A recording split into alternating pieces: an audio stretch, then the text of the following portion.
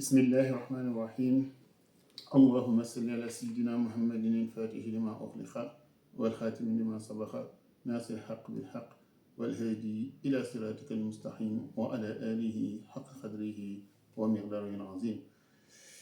Chers frères et sœurs, assalamu alaikum wa rahmatullah. Nous revenons avec vous sur les leçons du Ramadan 2026 dispensées par Moulay Sidi Mohamed Cheikh. Aujourd'hui, nous allons aborder la leçon numéro 9. Mais permettez-moi d'abord de dire nos salutations pieuses à notre cher Moulay Sidi Mohamed Cheikh et lui prions de transmettre ces salutations à son père spirituel Moulay Cheikh Tidjani, mais également à son grand-père spirituel, le prophète Mohammed sallallahu alayhi wa sallam. Alhamdulillah Rabbil Alamin, Fatabarakallah. Pour cette leçon numéro 9, Moulay Sidi Cheikh nous dit que ce qui est essentiel et dont l'âme a véritablement besoin, c'est un dhikr agréé par Allah subhanahu wa ta'ala. Moulay Sidi Cheikh nous dit que cependant il arrive aussi que l'âme reconnaisse qu'il existe des domaines qu'elle doit laisser au nafs, car elle sait que certaines réalités doivent d'abord être assumées et purifiées par le nafs. Parmi ces réalités, nous dit Moulay Sidi Cheikh, figure justement le dhikr agréé par Allah subhanahu wa ta'ala. Lorsque nous parlons d'un dhikr agréé par Allah, il ne s'agit pas simplement de prendre un nom divin ou une salade sur le prophète et de les répéter en nombre illimité, alors même que subsistent dans les cœurs des manquements à corriger, nous dit Moulay Sidi Cheikh. Le cadre du dhikr ne se réduit pas à la quantité. Il exige aussi une purification intérieure. Moulay Sidi Cheikh nous raconte qu'un jour, un frère est assis en compagnie de Ali Arashim, un des khalifes de Moulay Cheikh Tidjani. Et donc le frère faisait son dhikr, il était concentré dans son dhikr. On lui propose d'ailleurs du thé et il le refuse, alors que nous, Moulay Sidi Cheikh nous a appris que quand on fait le dhikr, on peut consommer du thé. C'est l'un des rares aliments qu'on peut considérer pendant le dhikr. Cette attitude attira alors l'attention d'Ali Arashim, qui demanda au frère quel nombre usité de dhikr il est en train de faire. Et le frère lui demanda à Ali Arashim s'il avait connaissance du nom qu'il invoquait. Ali Arashim lui répondit, oui, je le connais, Moulay Cheikh Tidjani m'en a informé. Et donc, il lui dit, il s'agit du nom divin Al-Barro, le bienveillant. Et par expérience du Sidi Arashim, le nombre usité de ce nom n'est pas si long, c'est un petit nombre.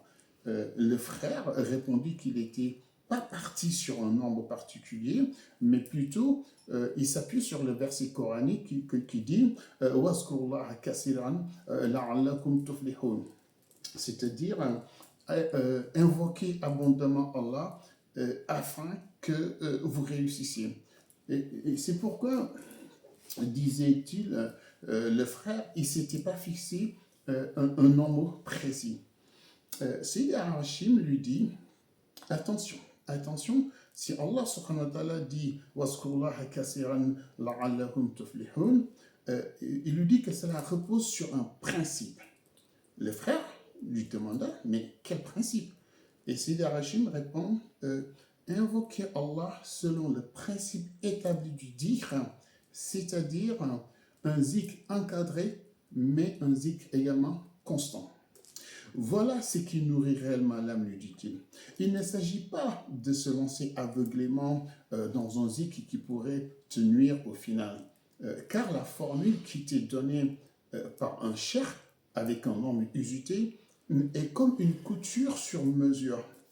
À l'inverse, le choix de te lancer tout seul dans des formules avec de grands nombres, voire même des nombres illimités, lui dit Sidi Arashim, peut s'avérer dangereux pour ton cœur. Surtout, lui dit-il, si tu ignores la capacité d'absorption de lumière de ton cœur. Et chaque nom de Dieu à sa propre lumière. Alors le frère prie, du coup, dès que Sidi Harachim lui dit ça, le frère comprend la profondeur de la réalité, mais également la profondeur de la science que lui disait Sidi Harachim. Le frère prie tout de suite après son chapelet et le tend à Sidi Harachim et lui demande de lui renouveler donc son autorisation de pratiquer le werd Tidjan. Seydi Harachim lui répond qu'en l'espèce, il n'y avait pas besoin de demander un renouvellement de son autorisation au werd Tidjan. Mais puisqu'il s'agit, lui dit, puisqu'il s'agit des zikrs de noms divins, il devait en demander l'autorisation tout simplement. Il est important de s'arrêter là et de comprendre, parce que je vois qu'il y a beaucoup de frères et de sœurs aussi qui font cette erreur-là. Il y en a qui viennent me voir en me disant je veux une autorisation pour faire tel nom, pour faire le zikr de tel nom, tel nom. Alors je leur donne l'autorisation et ils me disent, et après, ils vont voir d'autres personnes, ils leur disent j'ai pris le werd de Tidjan. Je leur dis non. La personne vient de dire, mais telle personne est venue me dire, a pris le werd, félicitations. Je lui dis non, je ne lui ai pas donné le werd, je lui ai donné l'autorisation pour tel nom. Et donc j'attire l'attention, il y a une différence entre prendre le werd de Tidjan et avoir l'autorisation de pratiquer le zikr d'un nom. Il est préférable pour chaque nom de Dieu, à part certains noms qui sont vraiment connus, tels que Ya Latif, ou par exemple la forme Bismillahirrahmanirrahim, ou faire par exemple Astaghfirullah, l'istighfar. À part ça, la pratique, le zikr des autres noms de Dieu requiert une autorisation spéciale. Voilà. Il n'est pas dit qu'on peut faire n'importe quel zikr de n'importe quel nom quand on veut. Et c'est vraiment important de faire attention là-dessus. Et surtout aussi de ne pas mélanger entre prendre l'autorisation du werd Tidjan et prendre l'autorisation de faire le zikr d'un nom divin. Et donc, après que Sidi Harachim lui a expliqué cela, le frère sollicita tout de suite donc cette autorisation de faire le zikr du nom divin. Sidi Harachim lui prescrit le nombre de 100. Le frère en sourit. Et ça lui fait sourire parce que Sidi Harachim lui dit mais qu'est-ce qui te fait sourire? Le frère répondit mais moi qui invoquais toute la journée Allah subhanahu wa ta'ala à travers le nom Yabbarou et tu me dis désormais d'en faire que 100. Sidi Harachim lui dit oui mais je te dis ça car tu ne sais pas ce que ton cœur peut supporter. Ça se trouve, même si tu en psalmodies 10 000 fois par jour le nom Yabbarou, Allah subhanahu wa ta'ala en validerait que 100 parce que c'est le nombre que ton âme a demandé à Allah subhanahu wa ta'ala de valider. Et donc, c'est ainsi que le frère comprit, alors que la mesure agréée par Allah n'est pas toujours celle que l'on croit. Nous voyons donc que l'objectif de l'âme est que l'être humain fasse un zikr agréé par Allah subhanahu wa ta'ala. Et pour cela, l'âme confie la tâche au cœur. C'est dans le cœur où peut s'accomplir le zikr, nous dit Mawla Seydi Hajj Mohamed Tachar, le zikr accepté par Allah. À ce propos, Mawla Seydi Hajj Mohamed Tachar nous donne un autre exemple. Il est rapporté qu'un disciple de Abdul Qadir Jailani, le fondateur de la tariqa Khadriya, un disciple d'Abdul Qadir Jailani, vient lui demander l'autorisation de faire le zikr d'un nom divin particulier. Le cheikh Abdul Qadir Jailani lui répondit non, tu n'as pas encore la capacité de psalmodier ce nom. Alors, le disciple, s'en étonnant, pourquoi ne le pourrais-je pas, lui dit-il. Le cheikh lui dit tu demandes l'autorisation d'un nom divin qui relève de la majesté d'Allah subhanahu wa ta'ala. Mais moi, je ne maîtrise pas pleinement la lumière de ce nom, lui dit le cheikh. Les disciples objectent, mais pourtant, nous le récitons ici en assemblée, nous nous entendons tous les jours prononcer le nom avec ferveur, manifestons nos états et nos émotions à travers ce nom. Mais, répondit le cheikh, nous le faisons seulement pour que Allah subhanahu wa ta'ala nous entende, sans être certain qu'après nous avoir entendu, il nous fera un retour. Le cheikh ajouta que entre prononcer un nom et avoir la capacité d'absorber la lumière de ce nom, il y a une distance. Il lui dit, il y a une distance que seule la purification du cœur peut combler. Car, disait Abdul Qadir Jilani, si j'étais assuré qu'Allah subhanahu wa ta'ala, après avoir entendu ma parole, me fasse un retour direct, je prêterai une attention infiniment plus grande à la manière dont je prononce son nom. Car, lui dit Abdul Qadir Jilani, le retour d'Allah est insoutenable pour le corps humain. Et c'est là qu'il lui cite le verset Allah anzalna hazal Qur'an jusqu'à la fin. Et ce verset qui dit en français que ça me revienne, moi et les versets coraniques, il est dit en français si nous avions fait descendre ce Coran, Allah dit en français, si nous avions fait descendre ce Coran sur une montagne, tu l'aurais vu s'humilier et se fondre par crainte d'Allah. Et pourtant, lui dit Abdul Qadir Jilani, malgré ce verset, nous sommes là à réciter le Coran. Ce qui est capable de fondre une montagne, nous le récitons sans que nos corps ne soient brisés. Nous devrions-nous pas alors y prêter une attention plus profonde, lui dit le cheikh.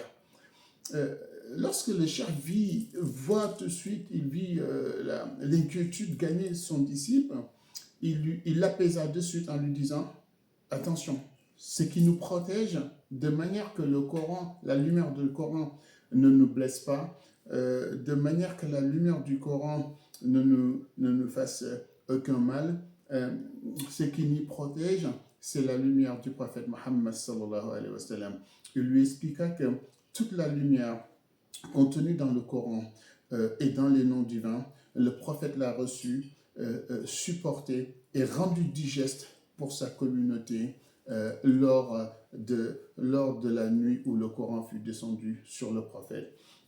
Il en a porté la charge, lui dit-il, et adouci l'impact pour nous autres, sa communauté. Et ainsi, on comprend que le cœur occupe une place capitale dans le dhikr agréé par Allah subhanahu wa ta'ala.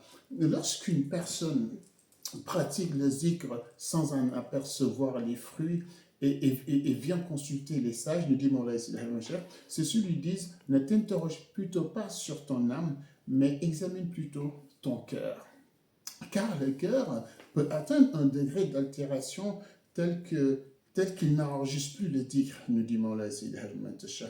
Il devient comme voilé, incapable de recevoir la trace de l'invocation, nous dit Mawlana Sidi Ahmed Cheikh. C'est ce qui arrive à beaucoup de personnes qui se croient mystiques alors qu'elles s'égarent en réalité. Mawlana Sidi Ahmed Cheikh nous dit que parfois tu rencontres quelqu'un qui délaisse l'invocation des noms divins pour s'attacher à des noms liés au djinn, par exemple. Et dans son ignorance, il prétend que ces noms-là seraient plus efficaces. Il ne sait pas que l'efficacité véritable ne réside ni dans l'étrangeté, ni dans la puissance apparente, mais dans l'agrément d'Allah subhanahu wa ta'ala. Et que seul un cœur purifié peut en recevoir la lumière, nous dit Mawlana Sidi Ahmed Cheikh. Il y en a qui disent que c'est parce que le nom du djinn est plus efficace. Les résultats sont immédiats, ils disent. Mais ils ne comprennent pas que s'ils en arrivent là, c'est déjà révélateur d'un cœur totalement corrompu, nous dit Mawlana Sidi Ahmed Cheikh. Il leur semble donc normal que le nom du djinn soit plus rapide, car leur cœur s'est déjà noyé dans les ténèbres, nous dit Mawlana Sidi Ahmed Cheikh.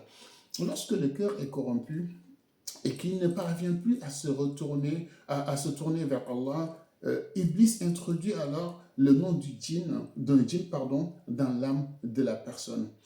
Si par illusion certaines choses semblent fonctionner, la personne s'exclame « Oh, le nom du djinn est plus rapide et plus efficace ». Mawlana Sidi Ahmed Cheikh nous dit « Mais cela n'est qu'un égarement, pur égarement.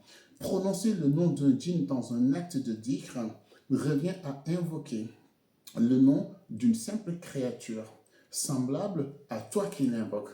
Une créature que tu aurais croisée au détour d'un marché et dont tu répéterais le nom comme s'il détenait un pouvoir, nous dit Mawlaï Sidi Ahmed Cheikh, relève de ce qu'on appelle la folie spirituelle.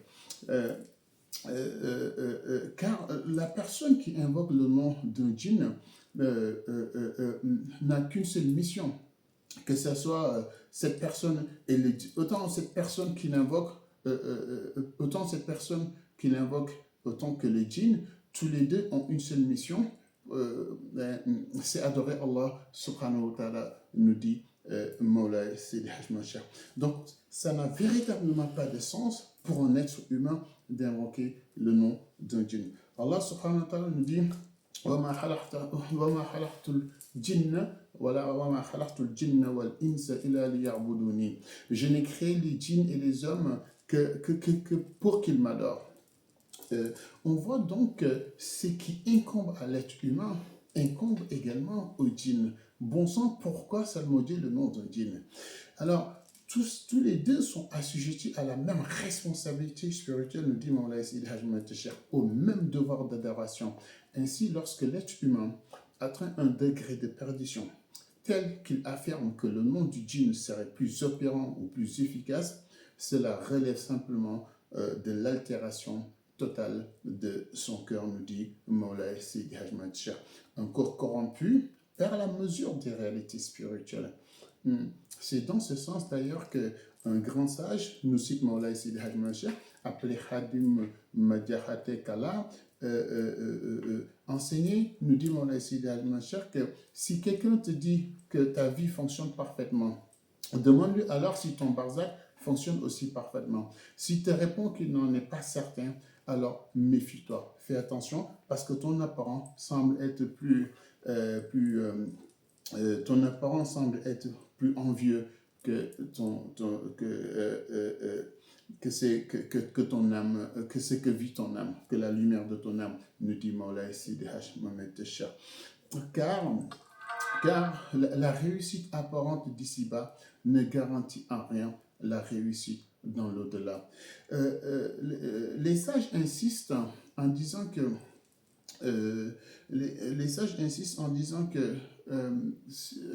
si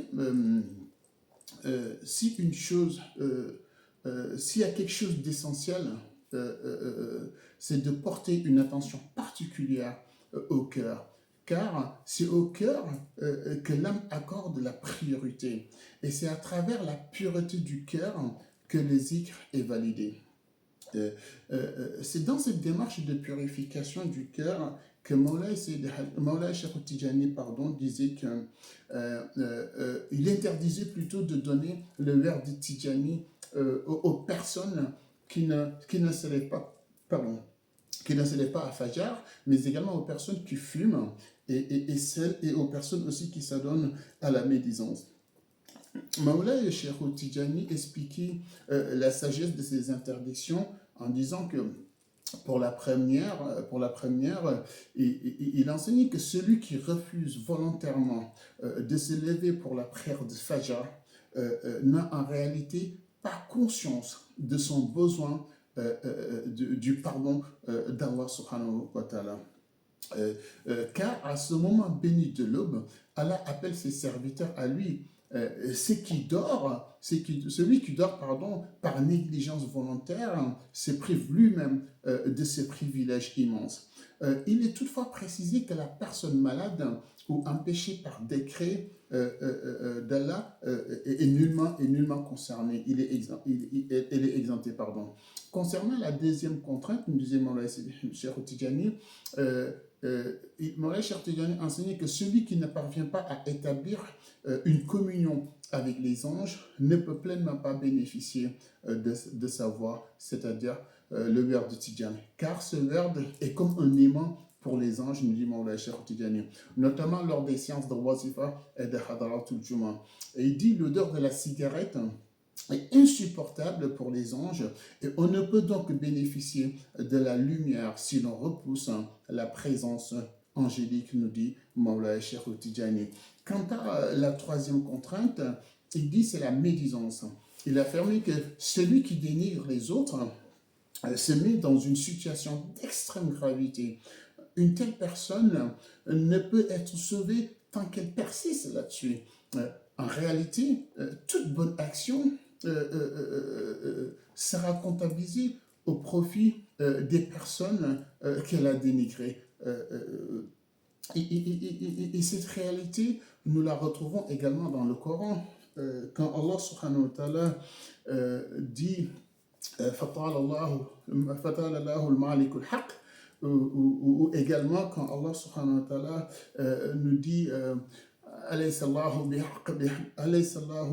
بأحكم entre le ha et le ha que j'ai un problème. أليس الله بأحكم الحاكمين. Allah n'est-il pas le plus sage des juges? Ce qui est troublant, c'est de voir quelqu'un se prétendre muhaddam ou cher alors même qu'il vit dans la médisance constamment, nous dit Mawlaya Cheikh Tidjani. Il y a là, dit-il, une contradiction manifeste. Mawlaya Seydi Hadj Mohamed Cheikh dit qu'un sage connu sous le nom de Serigne Mounirou Sarr au Sénégal disait avec humour, parfois Iblis peut croiser des gens et se dire, tiens, je vais m'efforcer de les égarer. Sauf qu'en voyant ce qu'ils font, Iblis pourrait prendre lui-même peur et s'enfuir lui-même. Par cette parole, nous dit Mawlaya Seydi Hadj Mohamed Cheikh, le sage enseignait que lorsque le désordre intérieur est installé dans un cœur, Iblis n'a plus besoin d'agir. Il en est de même pour les anges qui implorent Allah d'être préservés de la nuisance de certaines langues. C'est pour ça que Mawlaya Cheikh Tidjani nous dit, Mawlaya Seydi Hadj Mohamed Cheikh, insistait beaucoup sur l'attention particulière qu'il faille accorder au cœur de l'être humain. Allah subhanahu wa ta'ala agrée les zikr selon une base intérieure, nous dit Mawlaya Seydi Hadj Mohamed Cheikh. Par exemple, si tu invoques le nom Ya Latif et que tu souhaites l'agrément d'Allah, Mawlaya Seydi Hadj Mohamed Cheikh nous dit, commence par vouloir pour toi, pour ton proche, ce que tu veux pour toi-même. Car le nom divin ne porte ses fruits que dans un cœur qui en reflète le sens, nous dit Mawlaya Seydi Hadj Mohamed Cheikh. Allah subhanahu wa ta'ala sera bienveillant avec la personne uniquement lorsque celle-ci souhaite à ses confrères tous les biens qu'elle convoite pour elle-même. Cependant, nous dit Mawlaya Seydi Hadj Mohamed Cheikh, si l'individu ne voudrait du bien qu'à lui seul, estimant qu'il est bon et que les autres sont mauvais, souhaitant le paradis pour lui et l'enfer pour les autres, la richesse pour lui et la pauvreté pour les autres. Une telle personne, nous dit Mawlaya Seydi Hadj Mohamed Cheikh, peut passer sa vie sur le tapis de prière à salmodier le nom Ya Latif. Elle n'y gagnera que fatigue de la langue, douleur articulaire et épuisement, nous dit Mawlaya Seydi Hadj Mohamed Cheikh. Le prophète Mohammed sallallahu alayhi wa sallam disait que la manière dont on met des brindilles de chaume sur un feu pour l'attiser et que l'on voit ces dernières se consumer si rapidement pour devenir de la cendre, c'est de cette même manière que la jalousie brûle les bonnes œuvres de la personne. Et toujours dans l'importance du cœur dans les zikr, Mawlaya Seydi Hadj Mohamed Cheikh nous raconte qu'un jour, des élus d'Allah subhanahu wa ta'ala dans le monde de Haïb ont interrogé donc le prophète Ibrahim alayhi salam. Ils lui disent, Ya Ibrahim, un jour, durant ta vie sur terre, tu as entendu la parole du Seigneur. Nous voudrions savoir ce que tu as ressenti à ce moment-là que tu as entendu la parole du Seigneur. Le prophète Ibrahim leur demanda, à quelle parole faites-vous référence? Et ils répondirent, lorsqu'Allah subhanahu wa ta'ala a dit, au feu, soit pour Ibrahim une fraîcheur salutaire. Je crois que c'est la sourate 21, verset 69. Et donc, Mawlaya Seydi Hadj Mohamed Cheikh, quand on parle de ce feu où il a fallu, où on voulait jeter Ibrahim, Mawlaya Seydi Hadj Mohamed Cheikh nous décrit ce feu comme étant un feu immense, vraiment immense. et aussi intense, d'une intensité qu'on ne pouvait l'approcher à des centaines de mètres, nous disait Moulay Sidi al-Machar. Et donc, il fallait utiliser une catapulte. Seulement, au moment de lancer la catapulte, au moment de lancer la catapulte, à Alamul Malakut, dans le monde des anges, Allah subhanahu wa ta'ala avait chargé deux anges, nous apprend Moulay Sidi al-Machar. Allah avait chargé deux anges d'empêcher le lancement de cette catapulte. Ainsi, Allah ordonna aux anges de placer leurs ongles, nous révèle Moulay Sidi al-Machar, Allah ordonna aux anges de placer leurs ongles sur la catapulte. Ce jour-là, le roi, excusez-moi, ouais. Ce jour-là, le roi Namrouz regroupa les hommes les plus forts de son royaume pour faire pencher la catapulte sans succès, nous dit Moulay Sidi al-Machar. Alors, Iblis, sentant son plan sur le point d'échouer, s'est transformé et il est venu voir Namrouz et ses sujets. Il leur dit, savez-vous pourquoi est-ce que cette catapulte ne bouge pas? C'est parce que deux anges, leur dit-il, ont posé leurs ongles dessus. Et donc, vous pourrez pousser jusqu'à demain, vous ne pourriez jamais la faire bouger.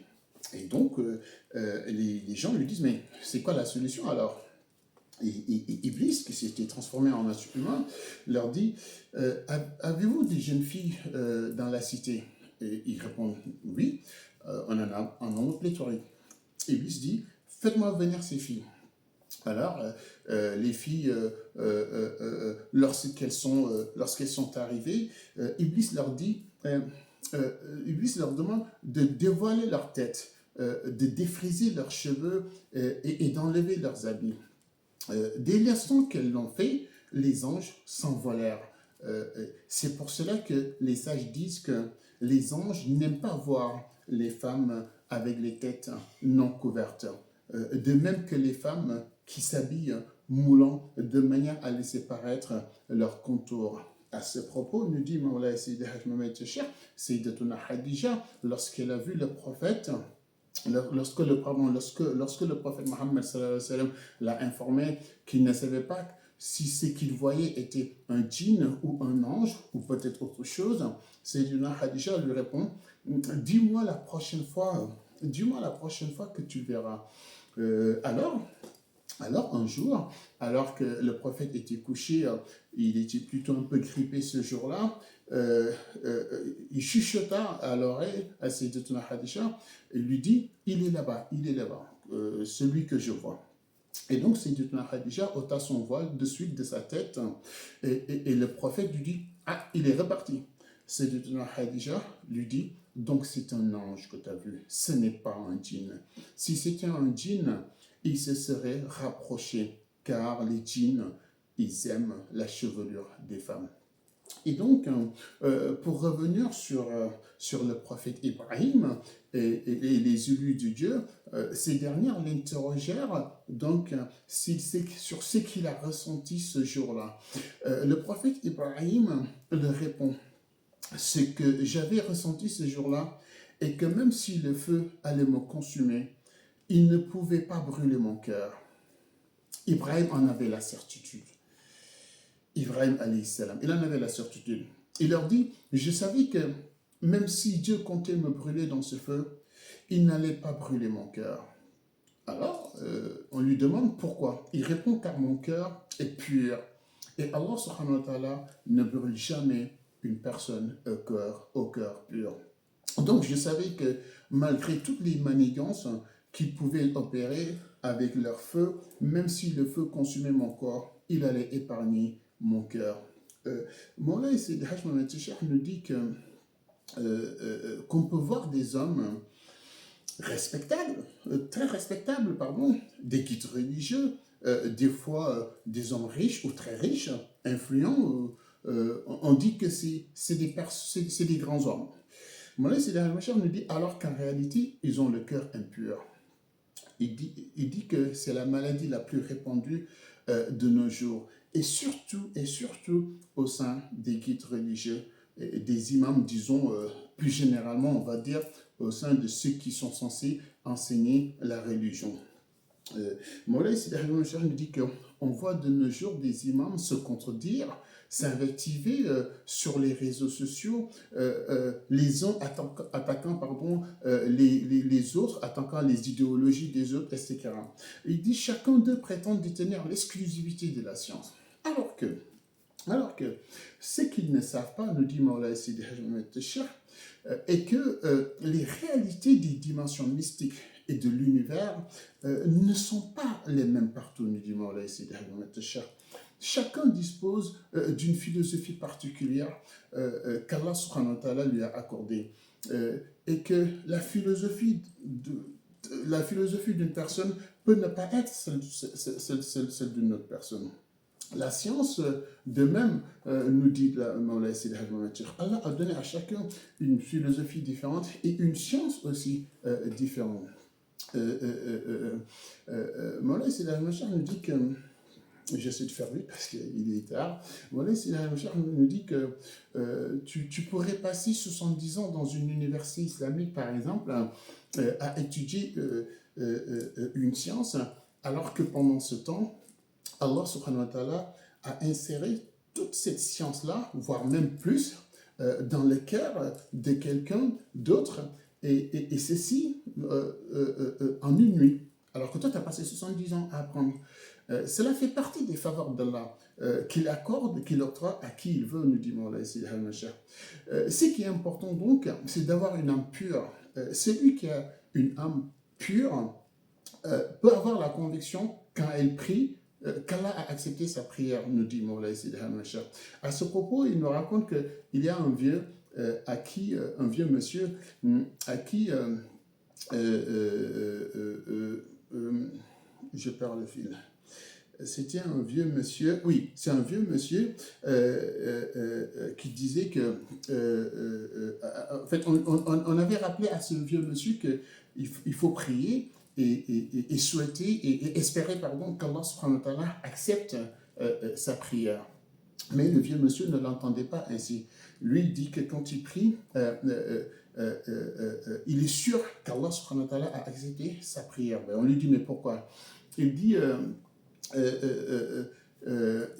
le vieil homme dit, quiconque doute de la validité de sa prière, disait le vieil homme, que cette personne revoit alors sa situation. Et dit personnellement, moi, je ne doute pas de la mienne, car lorsque je prie depuis le Sénégal et qu'il y a un autre musulman qui prie à la Mecque, je lui souhaite tous les biens que je souhaite pour moi-même, dit la vieille personne. Donc si sa prière devant la Kaaba est exaucée, la mienne l'est autant aussi au Sénégal, disait ce vieux monsieur. Quand une personne, nous dit Moulay Sidi Ahmed Cheikh, accède à cette station, c'est qu'Allah subhanahu wa ta'ala a purifié sa langue. Mais Moulay Sidi Ahmed Cheikh nous dit non, quand une personne accède à cette station, nous dit Moulay Sidi Ahmed Cheikh, c'est qu'Allah subhanahu wa ta'ala Allah subhanahu wa ta'ala a accepté sa prière, parce que la certitude avec laquelle ce monsieur-là dit que la conviction qu'il a que sa prière est acceptée, c'est parce que cette conviction, il la tire de la pureté de son âme, il la tire de la pureté de son cœur. Et Moulay Sidi Ahmed Cheikh nous dit, pour ces personnes-là, ce qui se passe, c'est que quand ils abordent la prière avec cette certitude qu'elle est acceptée, Moulay Sidi Ahmed Cheikh nous dit que pour ces personnes-là, Allah subhanahu wa ta'ala informe le monde des anges non seulement il a accepté la prière de ces personnes-là, mais Allah ordonne également au monde des anges qu'à chaque fois que cette personne fait sa prière ou fait son zikr, que 70 000 anges le rejoignent et lui tiennent compagnie lors de son zikr. Et ceci fait partie de la mission de ces anges-là. Moulay Sidi Ahmed Cheikh nous dit que chaque ange dispose d'une catégorie spéciale de mission. Prenons l'exemple d'une mosquée agréée par Allah, nous dit Mawlana Sidi Ahmad Tijani.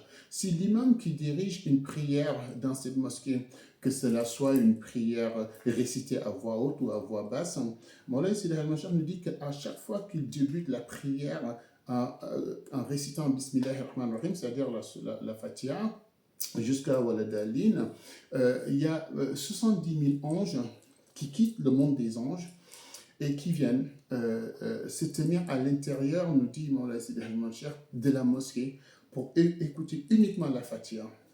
Lorsque l'imam arrive à Waladalin, Amin, les anges prononcent en même temps que les fidèles, la parole Amin. Mawlana Sidi Ahmad Tijani nous dit que Allah subhanahu wa ta'ala il a établi une faveur spéciale qui fait que si les fidèles derrière l'imam prononcent le Amin, la parole Amin avec les anges, ou s'il s'agit de l'imam lorsqu'il récite à voix basse, lorsque cet Amin est prononcé en même temps que les anges, nous dit Mawlana Sidi Ahmad Tijani, Allah exauce leurs prières et leur pardonne leurs péchés. Même si ce Amin que l'on prononce est une formalité, nous dit Mawlana Sidi Ahmad Tijani, quiconque le néglige tombe véritablement dans une erreur monumentale. Car à chaque fois que la Amin des fidèles résonne en même temps que celle des anges, Allah subhanahu wa ta'ala accepte leurs prières et leur pardonne leurs péchés. Par la suite, les 70 anges retourneront donc au monde Haïb. Voyez bien donc, nous dit Mawlana Sidi Ahmad Tijani, l'importance de cette organisation. Mais nous dit Mawlana Sidi Ahmad Tijani, attention, à l'inverse, si les anges savent que Allah subhanahu wa ta'ala ne compte pas valider la prière, ils gardent le silence. Les anges gardent le silence lorsque les fidèles prononcent le Amin. Et donc, aucun d'entre eux, c'est-à-dire aucun parmi les anges, n'ouvrira la bouche. Et après, ils retournent comme ça, ainsi, au ciel, les mains vides, on va dire. Cependant, si Allah compte accepter la prière, même si toute la mosquée gardait le silence, au moment de dire Amin, la prononciation des anges suffira à valider la prière de tout le monde. Mawlana Sidi Ahmad Tijani nous dit que dans le monde Haïb, il est dit que les conditions d'intervention donc de ces 70 anges pour valider une prière reposent sur le caractère unifié, on va dire, des cœurs des fidèles qui prient derrière l'imam. Est-ce que les cœurs des fidèles derrière l'imam sont animés d'amour fraternel ou est-ce que c'est la rancœur qui domine? C'est pour cela, dit-on, que il est important d'avoir un cœur pur, car avec un cœur pur, on gagne la compagnie des anges à chaque fois que l'on pratique des actes d'adoration. Et donc, toute personne ayant atteint ce niveau, nous dit Mawlana Sidi Ahmad Tijani, a atteint au rang des salihin. Merci pour votre écoute, ça a été un peu long. Assalamu alaikum wa rahmatullah.